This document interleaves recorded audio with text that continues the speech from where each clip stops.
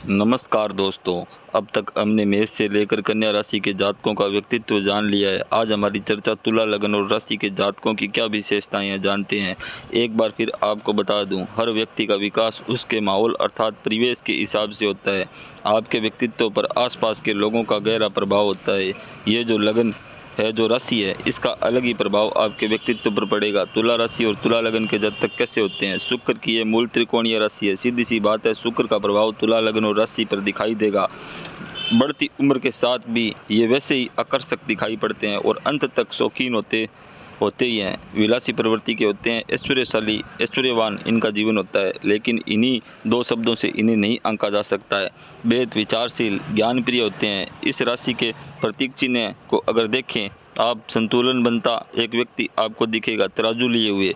जो संतुलन बनाने की जो असाधारण क्षमता होती है, जो शक्ति होती है, वो केवल तुला लग्न और राशि के जातकों में ही होती है। अच्छे और बुरे की पहचान इनसे बढ़िया और कोई नहीं कर सकता है। इसीलिए इस राशि के प्रतीक चिन्ह तराजू है। इनके गुणों की हम प्रशंसा करते जाएं तो एक से बढ़कर एक गुण। सामने वाले के मन में क्या है, वो क्या बोलने वाला है, अब वो क्या बोलेगा, अगर कोई पहले ही भांप ले, पहले ही समझ ले, तो ये सिर्फ तुला लगन और राशि के जातक ही होंगे। उस पर भी ज़बरदस्त ये कि अपने मन की बात किसी को नहीं बताते। तुरंत निर्णय लेने की क्षमता इनके अंदर होती है। असाधारण प्रतिभा होती है। इसके कारण सभी को अपनी ओर आकर्षित कर लेते हैं। ये कुशल व्यापारी भी होते हैं और राजनीतिज्ञ भी होते हैं। वैसे जीवन के हर क्षेत्र में ये सफल होते हैं। एक विशेषता ये भी है,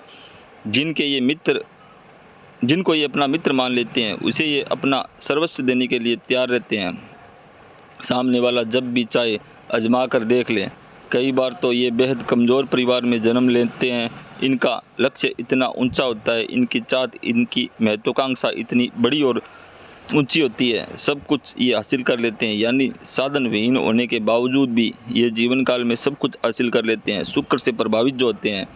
एक और बात, यदि ये क्रोध में है तो ये नहीं कि ये सदैव क्रोध में रहेंगे।